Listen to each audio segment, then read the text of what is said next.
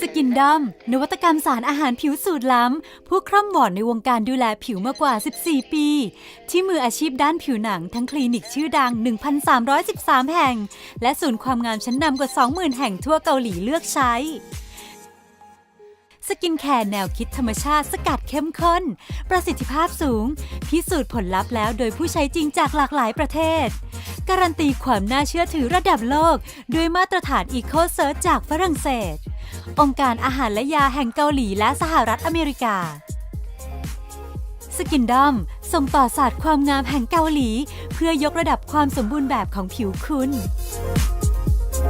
สกินดอม Luxury Cell Peptide Ampoule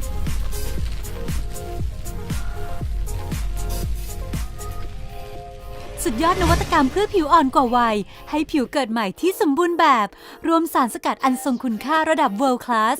ด้วยคอลลาเจนแอมโพสายพันธุ์เปปไทด์ซูเปอร์เซรั่มที่มีโมเลกุลขนาดเล็กทำงานเร็วดูดซึมลึกแทรกซึมสู่ชั้นเซลล์ผิวได้ลึกกว่าครีมบำรุงผิวทั่วไปถึง 3 เท่า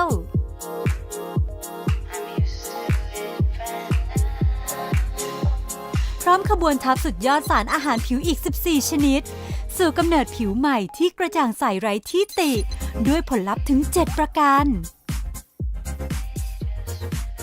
Ampoule Super Serum สูตรล้ำอีกหนึ่งผลิตภัณฑ์แห่งความภาคภูมิใจพบการเปลี่ยนแปลงครั้งใหม่ของผิว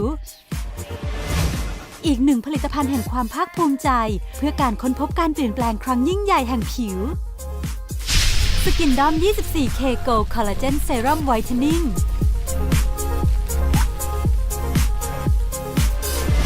เซรั่มผสมเกล็ดทองคำแท้ถึง 5 มิลลิกรัม นวัตกรรมเพื่อความกระจ่างใสจากภายใน ให้ผิวโกลว์เปล่งประกายเนียนละเอียดดังเนื้อทอง ด้วยการผสานพลังของสุดยอดสารอาหารเพื่อผิวขาวอย่างทองคำ 24K อะเซโรล่าเชอรี่และคอลลาเจน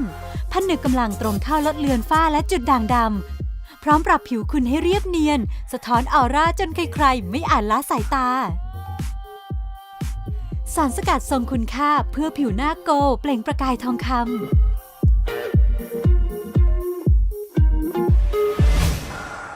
สกินดอม